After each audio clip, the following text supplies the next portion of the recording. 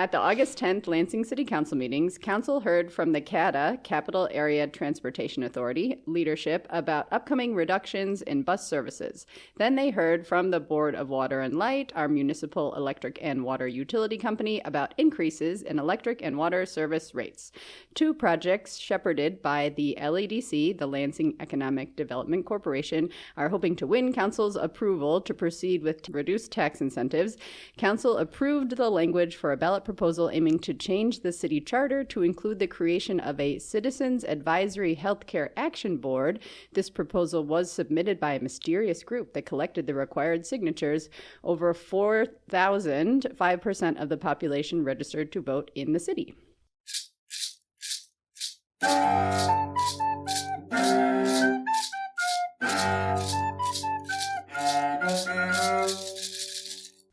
Welcome to What Lansing Council, a podcast transforming Monday night's Lansing City Council meetings into an enthralling recap. I'm your host, Jill Dombrowski. And today my very special guest is Ethan Schmitt. Hello, Ethan. Hi, Jill. How are you? So good. Thanks for being here. Thank you for inviting me. Ethan Schmitt currently works as the Director of Special Projects for the Michigan Avenue Corridor Improvement Authority. And today is his last day serving as the Allen Neighborhood Center's Volunteer and Communications Manager. He has previously worked as a senior community organizer for Planned Parenthood Michigan, and Ethan is a fierce advocate for inclusivity and people-based placemaking in Lansing. So happy to see you today. Happy to see you, Jill. Oh my gosh. I'm just so excited to talk to you. You're one of my favorite Lansing people. Oh, Jill. Yeah. You know I feel the same way. For additional introduction, I'm wondering if you could tell us if council and the mayor promised you could make any ordinance change you wished and they would back it, what would it be? Thank you for asking the question. And the number one change I would make is to end parking requirements within the city. Okay. And I know definitely people are going to feel some kind of way about that, but the best practices I've seen consistently are to not, and to give the city a lot of credit, they have made a lot of ordinance changes over the past few years that I think have been quite positive for the city. Notably, changing some of those parking requirements, especially downtown, installing a form-based code, and just really working towards best practices for city development. So I want to give the city and the citizens who pushed for it a lot of credit for a lot of good work. And I think the city is still full of a lot of parking that takes up a lot of space that could be used to be active, participatory, people-based events and programming that would just make it so much easier for everybody to be involved and to make our cities feel so much more alive. If you look at an overhead view of our city, it is still hugely parking lot. Yes. And I think it will be hard for the city to really be fully active if we don't activate some of those spaces and make new developments not beholden to stationary cars.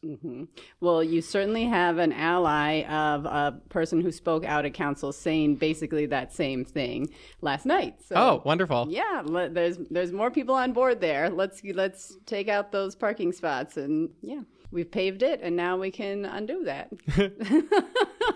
So are you ready to get into the meeting? I'd love to. Okay, great. So we're, again, at the August 10th meeting, and first up we have the Committee of the Whole, 6 council members present out of the 8. We have Ryan Cost representing the 1st Ward and acting as vice president for this meeting, Dayanara Navarez-Martinez of the 2nd Ward, Adam Hussein of the 3rd Ward, Peter Spatafor, who is currently council president, was absent. He's representing the 4th Ward, but he wasn't there, so no 4th Ward representation except for, of course, our at-large members, who are Tamara Carter, Jeremy Garza was absent, Claire Martinez was there, and our council vice president, acting as president, Trini Pelivanoglu, was present. So, yes, got that? And basically, Spatafor and Garza were out. Everybody else was there.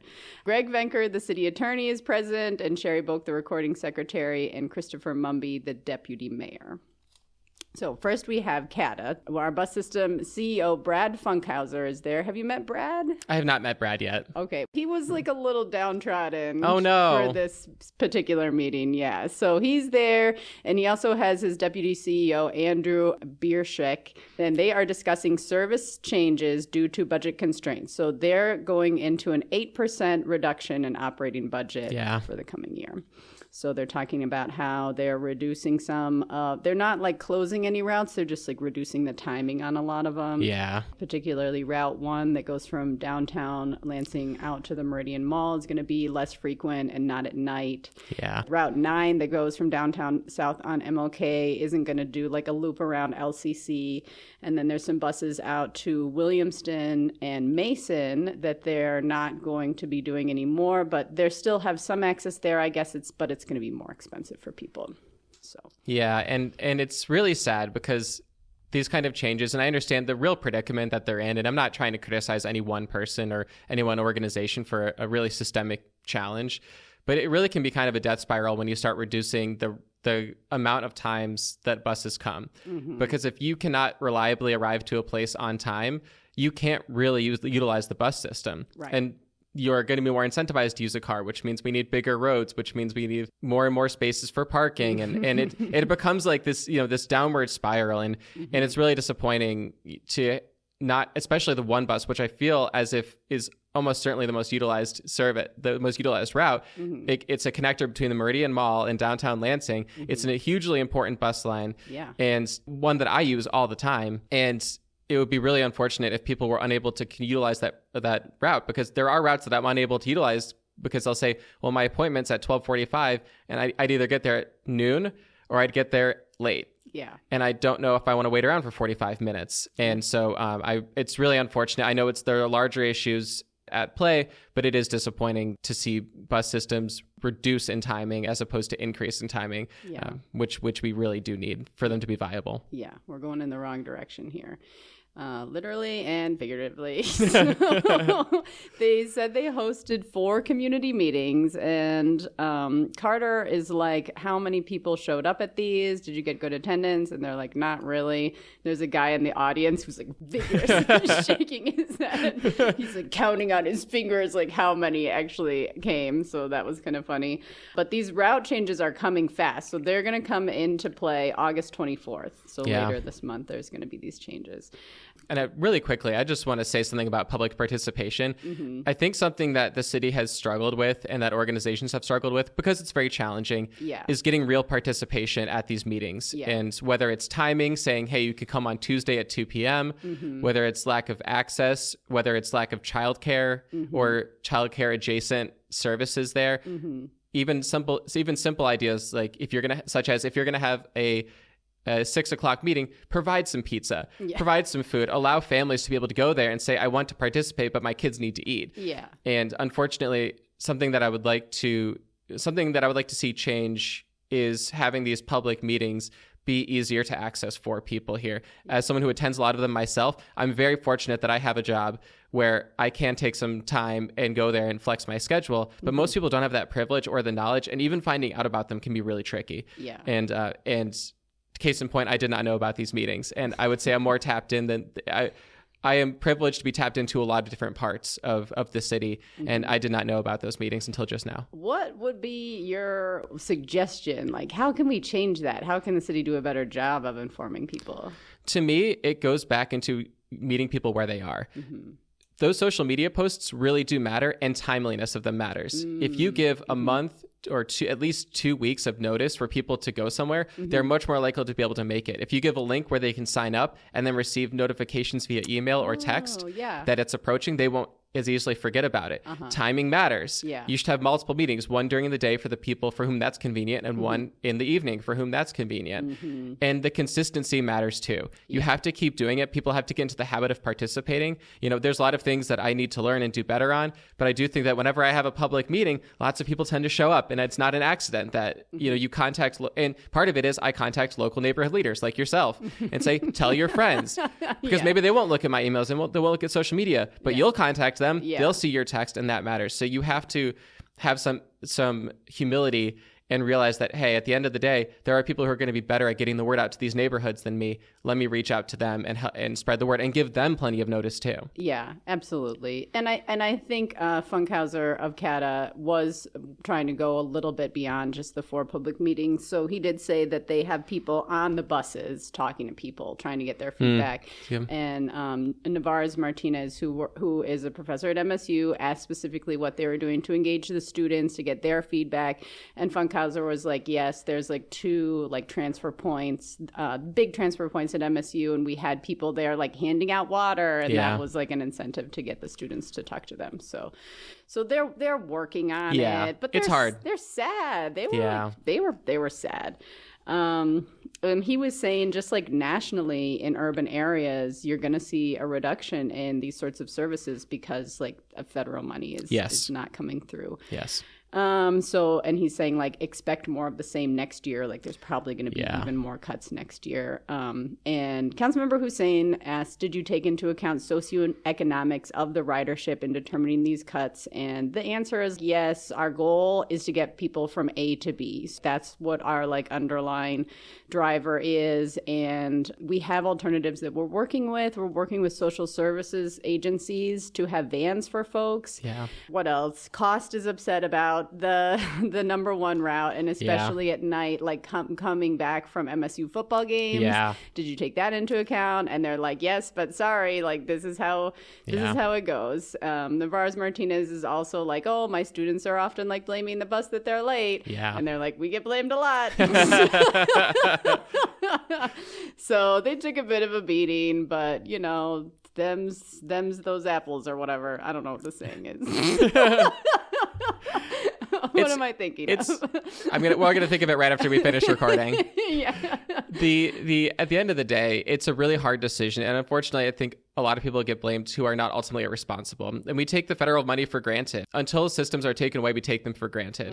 And unfortunately, this is one of those consequences of losing a lot of federal monies. These bus systems go away. Without that funding source being replaced, there do have to be hard decisions. Some people are going to be hurt. And ultimately, it goes back to, you know, what can we do to be a good self-sustaining, good public transportation system that meets the riders where they are. And at the end of the day, the federal money was a huge part of that. And unfortunately, people are starting to really see what happens when you lose a lot of federal money. It's not just nebulous money out there in $1 trillion budget. It's real effects on everyday life. Right. And, you know, maybe once we do see these effects, then that will spur change. So. I hope so. And I think leaders should continue to work hard to make those connections very obvious to the average citizen. Yes. That's the problem. A budget, I don't know if you've ever seen a federal budget, but it is a monster. Yeah. And being able to pick those out and make those connections very explicit is really crucial for people understanding that, hey, it does matter that we have this Inflation Reduction Act, for example. It does matter that we have a bipartisan infrastructure bill because these changes are made. This housing is built. And that's something that I think it's good that people focus on doing the work, but I think the communication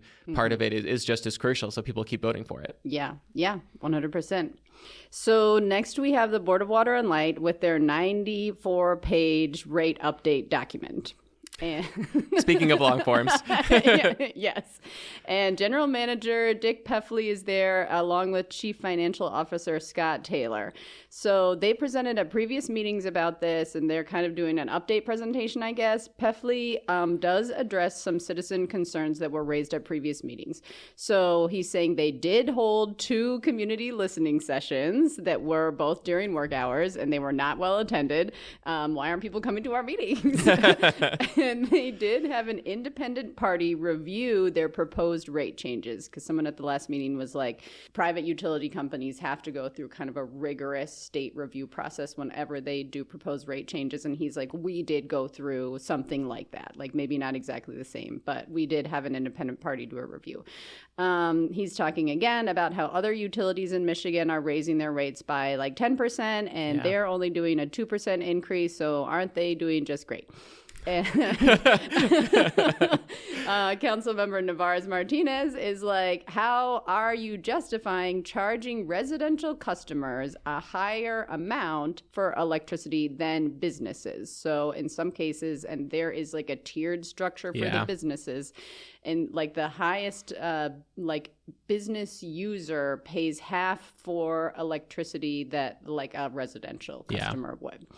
And Peffley is like, it costs more for BWL to maintain the residential connections. So it's just like a higher cost to connect each individual house than it is to have one connection going into a business. Yeah. So we don't want to be passing off greater costs to the businesses when they're like not the ones using, like causing that issue. Mm-hmm. So that's one thing that he says. And he also just says that this is, quote, best practice. Yeah. Navarez Martinez says, have you looked at administrative cuts? And she says the general manager salary for BWL is greater than the salary of the U.S. president. Yeah, it's very challenging because it is normal for large companies to pay the tops very high wages. Mm-hmm. And I understand that they need to think of, from a competitive view, how do we get the best talent to be at the top? That's what Peffley says. And at the same time, it is very hard as a citizen of Lansing who has never earned anywhere near that amount to go and say, oh, no, your work justifies this amount of money. Yeah. And it's always a tricky game to play, to say, how do we balance maintaining the best talent with ensuring that there's equitable salaries across the state, and it's really tricky. And it's also easy to focus on a salary as opposed to the larger spending pictures and the more complicated aspects of it all. It is very tough for me to look at a salary of $400,000 in the city of Lansing, knowing that the mayor makes 1/4 of that amount. That is definitely just hard to see. And that they're passing on rate increases to the citizens. Exactly. Not only are you making a lot of money, and you're not having a reduction in your salary, you're actually having increases in your salary as everyone else is paying more. That's just hard to stomach. I have the same electric bill that everyone else does, and that's tough to stomach, to say, okay, well, where's my money going? Yes. Navarez Martinez says something similar, that this is like a publicly owned utility. And Peffley is very quick to point out that BWL is owned by the city of Lansing, not the citizens of Lansing. So yeah, but who owns the city of Lansing? I know. It's but I think just like that's his mindset. Like, I'm managed by the city, not by the citizens. And I think, and I would say this is something, as I've continued to get to know more and more people around the city over this past decade, it is interesting how people feel some sort of antipathy towards citizens. And I can understand when you go to public comment periods or you look at protests, why people might feel nervous. But at the end of the day, these are the people that you work for, and maybe technically the city of Lansing, but the city of Lansing elects the people who then are your bosses. So, it's not that hard of a connection to make. And something that does worry me is a continued antipathy towards the citizenry by a lot of the people who do make a lot of decisions. And that's something that is not unique to any one individual or one company. That is something that I have continually heard of, something saying like, oh, they're all uneducated, they don't know what they're talking about. Anyway, I'm going to make it really hard to learn about what we're doing. And I'm like, no wonder. And then blame people for not knowing. Yes. Exactly. Yeah. So that's something that's a frequent thing that I am frustrated by is antipathy towards the people. And while I know it's frustrating to work with that, and I certainly have my share of people telling me things that aren't true in my life, at the end of the day, like, they're who we're working for. And it really does matter. And you have to make that effort. That's part of the job. That's part of the work. Yeah. When you're a community leader and you're thinking about like the citizenry of Lansing that you're serving, do you like, what is like helpful for you? Do you try to think about like everybody, or do you have like a particular few that you're always like, I want to make this better for like this particular person? I never look at a particular person. I think that's an easy trap to fall into, to say, oh, look at this person struggling, let's make a change so that they're better off. I think that it is a useful way to illustrate a larger issue, to look at a specific issue. That's why storytelling can be such a powerful part of any advocacy, and one that I love to utilize. But at the end of the day, when I look at what I want to do, I look at the facts, and I say, who in Lansing is struggling with this, and who is suffering the most. And you listen to people, but you also think about who's not there. I think of, for example, children. There are no children below the age of 10 or really below the age of 18 that I ever see at city council, but they are a huge constituent that I'm always thinking about. And whenever I think about an event or something, I think, what would a child do? So it's not, so I do think of a specific few, but in the context of a larger picture, and think who's not in the room. What does Lansing look like, and who's here right now? Who's missing from this conversation? Exactly. That's a really good reframe. Okay, so then CATA and BWL leadership leave. Bye. And then there's public comment, so they're not there to hear it. The first person comes and says, for BWL, I think you need to take into account the rate increases that citizens are getting this year are not only from BWL. We're looking at all these new millages, and this person has calculated it's going to be about $20 a month for like an average citizen going forward this year. So that's like that's actually like a pretty significant change. For CATA, this person says, you did not talk about safety. I didn't hear anything about what you're doing to address the safety issues at the transit station. How are you working to decrease alcohol, drug use, fighting, and homelessness there? There's another CATA rider who says he was assaulted on a CATA bus and claims he was the one arrested, and he thinks there should be less violence on the buses. Then someone says, thank you to the city clerk for running a fair and safe election. I really appreciate that. And thank you to council for your vigorous debate during the last meeting. That's a sign of good governance, that you have strong opinions and you're willing to talk about things. And then they're saying for BWL, I don't object to the 2% rate increase, but I do think that charging families double of what you're charging corporations is not great. There's opportunities to improve the governance of BWL. We need other people serving on their oversight board to regulate this monopoly. We need people who know how to do that. Like, a lot of the board members have been on the board for 20 years. And he thinks that BWL should have 3 new committees: a committee on the environment, affordability, and public health. And he would like the board of the BWL to give regular checks to council, not just the manager. Mm-hmm. So that's something. And another person says, again, for BWL, 4 electric rate increases cumulatively over the last 3 years. She has calculated a 15% rise and a 45% increase in water. And it's not just the rates, but it's also, there's like a base fee that they charge per month. And it's like gone from $17 to $23. And at DTE, she's saying that base rate is only $8. And she says Pefli might have done a third-party review, but that wasn't shared out. Like, be transparent, share out the results. Next, there's somebody from the Union Missionary Baptist Church. They want to have a car show and movie night at Francis Park and show fireworks afterwards. And so that's approved. Okay. Switching gears a little bit. Okay, so then they've got some city business, which is transferring the makeup of the boards and commissions from the 4 wards to the 5 wards that the city charter changed. So we currently have 4 wards, and the charter is like, you've got to have 5 wards. Councilmember Hussein is like worried about how this is all going to be handled. He's asking the attorney about it, and the attorney's like, well, the clerk would probably give a better explanation, but there's going to be a commission that will do this, and that commission is going to be me, the clerk, not me personally, and like the city attorney, the city clerk, the city assessor's office, and they'll have to follow rules and guidelines for density, et cetera, and this will be happening in 2028, and it will be done before people need to register to run in November for 2028, and then the council will approve it. So like, be cool. This is fine. We're taking care of it.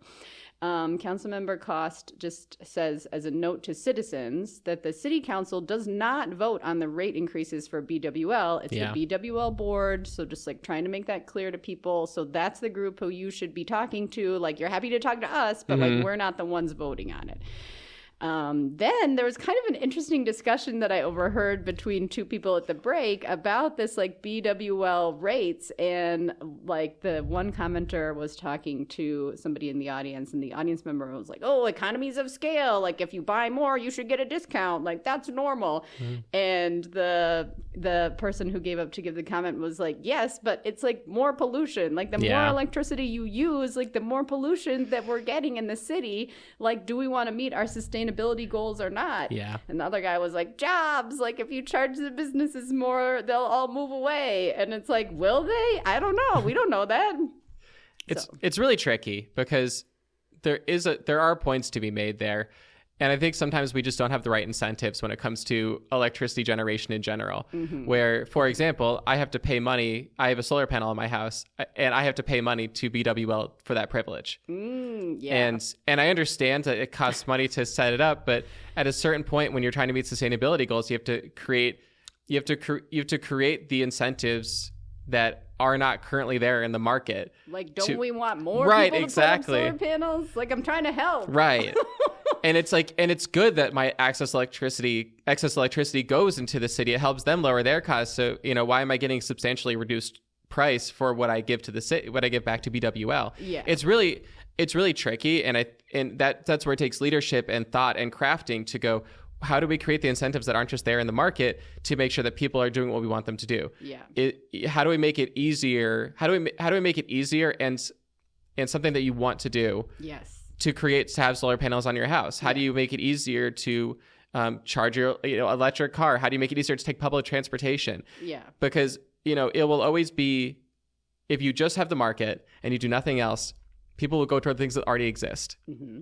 And that have been heavily subsidized already, such as roads, cars, etc. And I think that's such a key point. Have been heavily subsidized already. We are paying for these as like a citizenship, citizenry. And it's so funny because people talk about free parking all the time. Mm-hmm. Parking's never free. No. There's the use of the land that could be used towards something else. So there's the opportunity cost. Mm-hmm. There's the cost of the building of it, which does take away from housing that we can build because housing becomes more expensive. They have to charge more for rent. Yeah. And it hurts the environment. You take away green space for a parking lot that's both heat for the city and the residents itself, but it also is a huge issue in terms of carbon sequestration. So we get a hotter planet, and we're all feeling maybe we have forgotten, but I remember the smoke coming down not that long ago.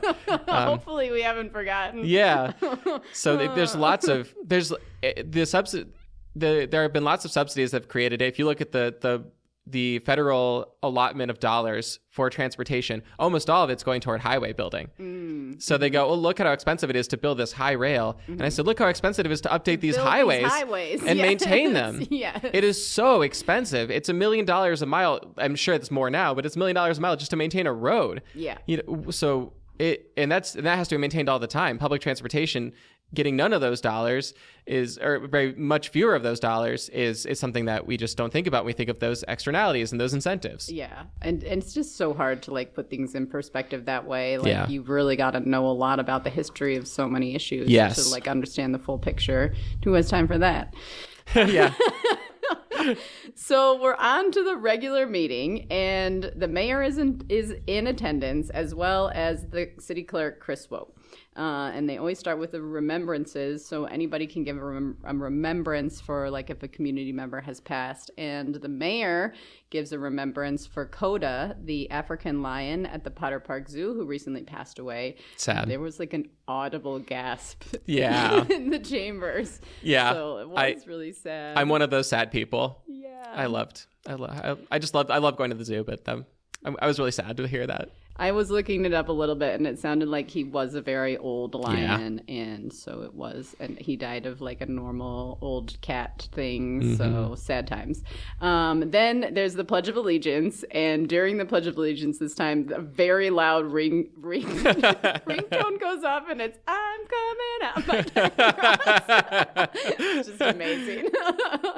So then there's a Human Relations Community Services Advisory Board appointee, Coleman Mate, and he was very excited, so that was great. Then there's a brownfield plan presentation for a redevelopment on South Cedar, way south near the Menards, next to the new Chick-fil-A, and Chris Klein of the Lansing Economic Development Corporation is there, along with the property developer, which is GTZ Properties. And Chris Klein's giving his normal brownfield as a tool for remediating properties with tax increment financing. He's using the same graph that he always does. It's a 6-acre lot, lots of parking planned. Hooray! Yeah. They've got a lot of environmental activities they've got to deal with, lead, asbestos, so $102 million of activities. And it's going to be a 15-year tax capture with a 20% pass-through. So it would generate still $800,000 for city and other people who get the taxes, like the school, et cetera, over the next 15 years. Yeah. So they talk about that. Hussein has a question, who's actually going to be the businesses that are going to be going in here? And they were like, oh, it's going to be pad ready, so it's going to be very desirable. So they don't actually have anyone lined up. Yeah. Yeah. Cool. Well, luckily we don't have any empty buildings in Lansing to worry about. Oh my gosh. Councilmember Carter is there were some worries from the residents when you came to the planning and development meeting. Thanks for that. What are you going to do to to assuage those concerns. And they were like, oh, construction is only going to be on the site boundary. We're not going to go into the neighboring properties. But I guess for the construction of the Chick-fil-A, there was like a lot happening in the residential areas. So they're hoping that it's not going to be the same. And then they're like, of course it won't be. Like, why would it be? Next, there's an OPRA, which is Obsolete Property Rehabilitation Act, which is another state program to allow developers to get some cost reductions when they're doing some changes to blighted properties. And this one has been through council already to create an OPRA district. And now they're trying to get an OPRA certificate. So it's like a two-step thing, I guess. And this is on West Willow, and it's west of Old Town and south of the Lansing Water Treatment Plant. And Chris Klein is there again talking about this. It's functionally obsolete as determined by the city assessor. They've already put in $700,000 of renovations. So this developer wants to create an auto body shop and paint repair place specifically for fleet vehicles. And we've heard this guy's story before, but he's like, oh, I used to have a franchise of vehicles and there was no place where I could go that was specifically for helping me out with those vehicles. So I want to do that. I'm going to fill a gap in an industry here in Lansing. So we heard from them. No questions for those guys. Then they talked about this petition, and this was something unusual. So a petition submitted by some mystery group, and they got enough signatures to get this on the city ballot. And it's to create a Citizens Advisory Healthcare Action Board. And I guess the same group did this in 5 other areas within Michigan, in East Lansing, Kalamazoo, Battle Creek, Benton Harbor, and Portage, as well as Lansing. So it's kind of like a whole regional initiative here. So when they're talking about this, like everyone seemed a little confused. What's going on here? And nobody from this group was there to say anything. Yeah. So the attorney is doing a lot of the talking here, and he's saying the city doesn't actually have authority over what this board would be looking into. Like, the city isn't providing health care to anyone besides just our city employees. And so Venker is kind of like, I don't know about this. In the language of what they're proposing, they would have this advisory board, and the board would present a plan to council, like some recommendations on how to lower the healthcare costs for the citizens. So that's what it seemed like to me. The language that would go on the ballot is not clear, but it needs to be figured out today, like this day, for it to go on the November election. So they're like, we got to get this figured out. And Pelevanoglu is like, what actions would they take? It's like an action committee. And Attorney Venker is like, they said that they would coordinate with research institutions and other officials, like state officials who represent the city of Lansing and other politicians, to see how they're thinking about healthcare for the citizens of Lansing. Navarez Martinez also has questions, and she asks, is this usually how this goes, that the ballot language isn't like decided when people are signing the petition? And Clerk Swope is like, we can't verify what people were told when they were asked to sign this. Yeah. We can only verify the signatures. And Attorney Venker is like, the full language of the charter change, because this would be a change to the actual city charter to create this like advisory board, that was in the petition that was circulated. Yeah. It's just the language of like what will specifically be on the like voting ballot that people will get. Councilmember Hussein is like, can you read it again? And Councilmember Cost is like confused about the wording. It says like they will take action and they will like initiate something. And Attorney Venker is like, oh, I see what you mean. Like, that doesn't make sense. And Councilmember Cost is like, who would be implementing this? Who would be implementing their action plan? And the answer was like, people didn't know, like the state and the county officials, I guess. We don't provide healthcare to anyone but our city employees. Yeah. So they do like approve the language because the signatures were collected. So like this is going to be on our ballot. Wow. It's a lot there. Yeah. It's never a great sign when the people in making decisions also don't know what's going on. That's really didn't. That's never a great feeling as a citizen to go, oh, so nobody knows what's going on here. And it's interesting that nobody from the group was there to clarify. I know. And that is something that I can't think of a reason why that wouldn't be the case. Because wouldn't you want to be able to answer questions about it? I was trying to do some research on the interwebs, and it looks like they spent a lot of money to hire people to do the door knocking to get the signatures. Getting signatures is not easy. I worked on Prop 3 for a long time, the abortion rights petition. Yeah. And it is a lot of work. Yeah. And you bet I was at the Board of Canvassers meeting explaining the petition language, or it wasn't me, but a colleague of mine was explaining the language. We were very public and aware, and when people had questions, actually that's where my wife met me, was explaining when she went to a meeting where I was explaining what was happening with the ballot, and to say no one was there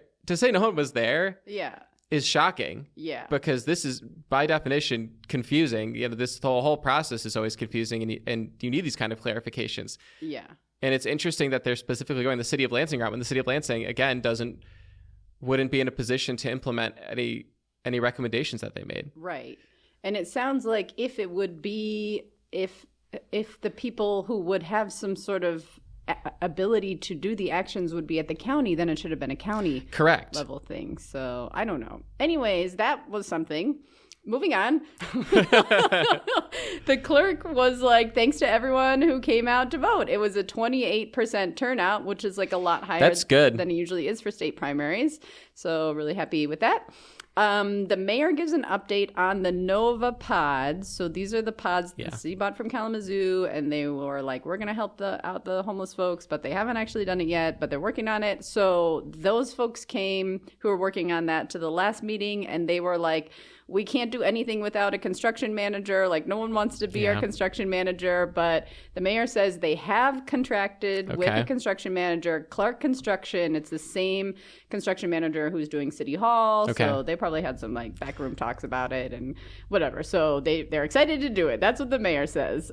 Also, based on talks with like the Ingham County Health Department, where the Nova community will be, like this, they've expanded the size of what they want to do, and so it was like kind of behind the building, but now it's going to be right along Cedar, which will be, and the mayor is like, this will be great because then it won't be right next to the residences, like the people who already live there, like everybody's happy. And somebody in public comment later is like, mayor, like it's worse for the people who are going to be living in the pods to be right on that road. Like, it's a very loud, busy road. Like, that should have been a consideration. But it doesn't sound like you took that into consideration. I would say the Mod Pod discussion has been something that has been very challenging for me personally to have to go through. I think on a lot of sides. I think there's been some pretty tough public statements being said about especially homeless people. And I think that's been tough to hear, pretty dehumanizing talk. And the idea of even people who ostensibly want to help saying, yes, we'd like to help, but please don't put them anywhere near me. And then on the other side, feeling as if this is something that has been hard. It's when people have no option but to say no, they typically say no. And I feel as if a lot of people have the opinion that their only options to say yes or no to this. And I know there have been some working groups but I, for example, I've been trying to get involved in those, and I remember not receiving an email about about one of the meetings. So I didn't end up being able to go because I just didn't know what happened. And again, I'm on the email list. And then the second one I got emailed at 8 a.m. the day of, and was only able to attend for part of it. And so I respect a lot of hard work that's being done by a lot of people to try to make these projects happen. And I certainly support any effort to help the unhoused population transition into permanent housing. And it's still been really tough to hear on all sides the real vitriol that we've had. And I hope that this is a good program where we can work out a lot of kinks to do something else, to do more that makes people feel included, but also doesn't dehumanize anybody involved. Yeah. Like, we've got a long way to go on the education component. Yes. I think. Like, you're right. Like, people opening their mouths and very hateful, surprising things coming out. And it's like, oh, man. Yeah. How do you get that's like a hurdle for them to cross that maybe they didn't even, think about would be such a big one. But yeah, I hear you. Then the mayor says they have 19 new police academy recruits, so isn't that great? And the property tax and debt dashboard that the city charter mandated is now up on the website, so check out that website. There's some public comments here about agenda items, and there's a hearing for noise permitting on the weekend for continued combined sewer overflow construction along Ottawa, but I guess this is on Ottawa in the downtown. But somebody from the West Side neighborhood is there being like, we're in this residential area. We've been going through this construction. Like, these contractors are already operating outside their restricted hours on Saturdays. It's getting really tiresome. Like, it's not just noise. It's diesel fumes. It's dust. It's parking not being available. Mm-hmm. The kids want to play outside during Saturdays, and it's like not a fun environment for them to be able to do that. So please stop letting them do this. And then another person is there from the same neighborhood saying, I thought that the asphalt was supposed to be done in 8 weeks, and now this noise permit is being like pushed out to November, but I got something that said October, so like confusion about the dates. So later in the meeting, Councilmember Cost is like, this noise permit is just for in the downtown on Ottawa, not in the residential area. So like, it wasn't clear like exactly where this was happening. So that was unfortunate. Somebody was there for a make safe demolish order saying, I didn't understand the process, but I am making, I do have things in the works. Like, I do have buyers set up. Like, don't make me tear this down. And somebody else is about the healthcare commission. They're like, this seems good. We should have more citizen input on the cost of healthcare. Like, yay. Yeah. And then in the meeting, they're often like doing procedural things. That's like, everybody in favor say aye. And there was a little kid in the audience who was like, aye. And her mom kept being like, shush. And she kept doing it.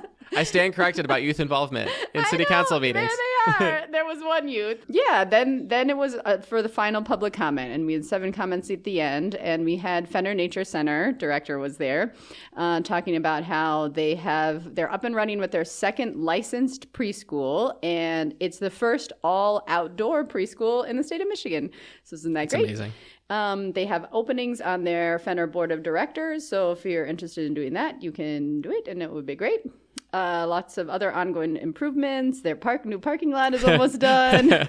They have a mural that's almost done. They're looking forward to the Apple Butter Festival. They have like a new aquatic turtle enclosure, so go check that out. And then at the end, he's saying something about like the agreement with the city for like injury liability damage. Like, I think there might be some sort of legal something or other.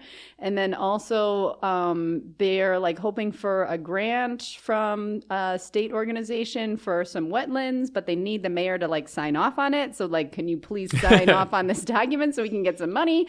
And then I guess with like the consumer's easement, they had some sort of agreement about the trees, but now they want to cut down some trees. So there are like some concerns going on. And then there was a public commenter who says, I sit on the board of the Ingham County Health Center, and we treat everyone. There is amazing treatment opportunities, really good health care, world-class primary care and specialty care, behavioral care. They have everything. I get seen there. So whoever is saying like there's no health care, like, you're wrong. I will just say I also get my health care from them, and I'm a huge fan. So okay. While I would love expanded healthcare options for many, I just want to give a shout out to all the good medical professionals who take good care of me. Awesome. Good. And then another commenter is we should have a city department on health. Like, that should be something that the city is looking into. Something else they're saying is we need more than one pavilion at Stabenow Park. There used to be 2, and now there's only 1. The bathrooms there should be open all the time, not just during events. And we need an indoor ice skating rink. I will never say no to an indoor ice skating rink. Next is a former city council member from the 70s and 80s, and he brings up a statue of the Wind Lord. Oh. Do you know what I'm talking about? It's this statue at Adado Park that's kind of like an Yes. eagle face, and then it's got like some feathery businesses coming off of it. Look it up. If you don't know, look it up. It's actually great. Yeah, very cool sculpture. And so he's talking about back in the 70s, he was part of commissioning this sculpture from Martin Eigner as like to commemorate the United States bicentennial. And they made it and it was great, but now they want to move it and they need $200,000. Oh, wow. And so they're looking for sponsors. I bet. I guess the city has said they can have $35,000 from them, but that's not enough.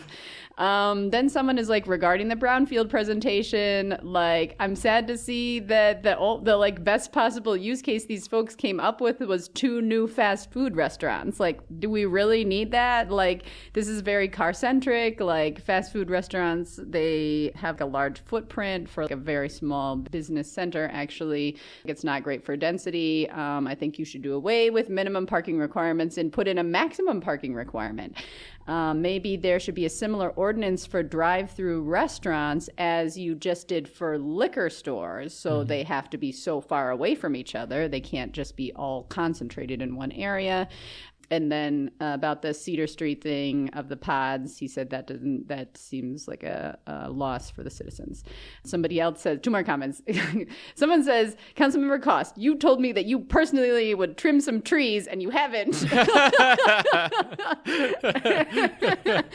And then he's like, why is Peffley of BWL making more than our president? That's ridiculous. He should get his pay cut in half.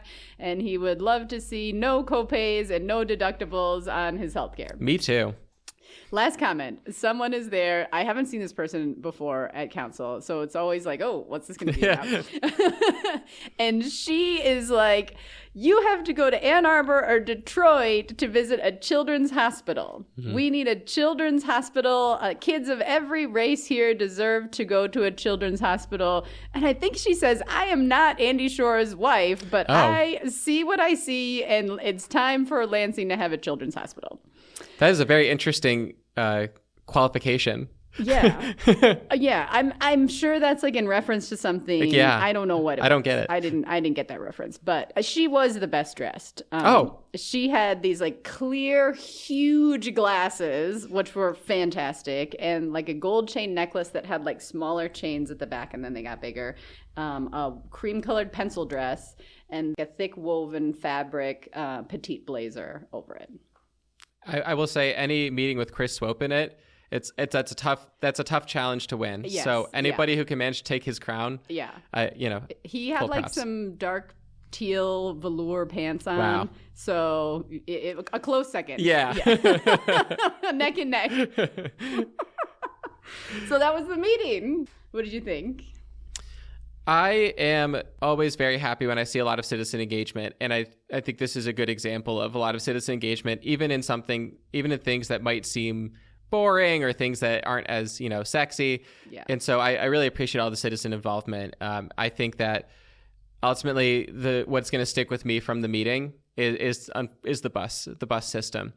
And it's something that I'm very personally passionate about. And it's something that as a city, we really need to start looking at very seriously. And prioritizing. Yeah. Because if that bus system, if the one route, which is so successful, starts becoming less and less frequent, that bus route will stop being utilized and then it will stop making money and it will be a real issue. But overall, I'm always happy to see the citizen involvement in these meetings. It can be very challenging for people to do so. It's very scary for a lot of people to get up there. So huge props to all those people who came up and spoke. Yeah. And I hope that ultimately we continue to work on, as a city and as a community, how do we bring more public engagement in a way that is fair for everybody involved. Yeah. And have just a better connection with each other. So we're not, it's not just so negative, between everybody. Yeah. Like, how do you make it a positive experience for the people giving the comments? I would say a big one, even something as simple as smiling at them when they go up there and having people look at them. Yeah. And not, I know this is a personal pet peeve of yours, but, you know, not looking at your phone, not looking away, not looking at your laptop, smiling, looking at them and making it clear that they are welcome. Even if they then say some pretty vitriolic, mean things to you, you just have to, if you're going to be in politics and if you can't smile at someone saying something mean to you, maybe it's because I worked for Planned Parenthood for so long and I talked to a lot of protesters. You've been through the ringer. I've learned how to smile at people who are saying some pretty mean things. And you'd be amazed what happens when people get their assumptions turned off, because a lot of people go up there thinking, these people don't care about me at all. And maybe they go up there, maybe a little hot, and they start strong. But if you smile and you say, and maybe go up to them after the meeting and you say, hey, you know, maybe I don't agree with with everything you said, but I'm really glad you said it. And I'm really grateful you came. Just having that connection goes such a long way. And yes, maybe you get trapped to a conversation at 9 or 10 p.m. That gets you home a little later, but it goes such a long way. You'd be amazed how many people, you know, when I worked at Planned Parenthood, you know, I would talk to people who are pretty darn against what I say, but shaking their hand and looking them in the eye and saying, like, you know, thanks for making your voice heard. You'd be amazed how deflated, and not in a bad way, but you know, much more like, oh, you're a real person. I feel like that's a really good idea. There really isn't like an after party after council. Like, those council members have a secret exit and they just leave. Like, they just get out of there as quickly as possible, except for like maybe a friend was there and they'll like come out and say hi to them. And I get it. Anyone who's been through a 5-hour meeting will understand you need to get out. But this is the extra step. But like, you want to do community contact, like, here's the community is there. Like, maybe you rotate through, everybody signs up to stay an extra 45 minutes. That's a great idea. Somebody that just says, we are people too. Yeah, for sure. Well, thank you so much for having this conversation with me. Thanks, Jill. Thanks for having me. A few wrap-up things. If you want to check out the Patreon for the podcast and you want to support, that would be very wonderful. I've had one new sign-up since the last episode, so thank you to Whitney for signing up on the Patreon. And thank you for being a Patreon member. I really appreciate that. The next meeting will be in 2 weeks on August 24th. And do you have any events or shout-outs that you want to give, kind of unrelated to the meeting? Or Absolutely. So I am very excited to say that on Saturday, October 24th, from 12 to 7, we have the first Michigan Avenue Fall Festival, which people have been asking for since as long as I have been here. Fall Festival. And we will, the city, give all the credit to the city. They were very pleasant to work with. They agreed to shut down Michigan Avenue. Yes. No cars through Michigan Avenue. Or buses. Sorry, buses. From Clemens to Magnolia. We're going to have vendors. We're going to have a community art project. We're going to have pumpkin painting, hot cider. Oh. It's going to be the best time. And Stoop Fest agreed to do a special concert just for us. Oh my gosh. So it's going to be the most fun you've ever had. I'm not overselling it. No high expectations here.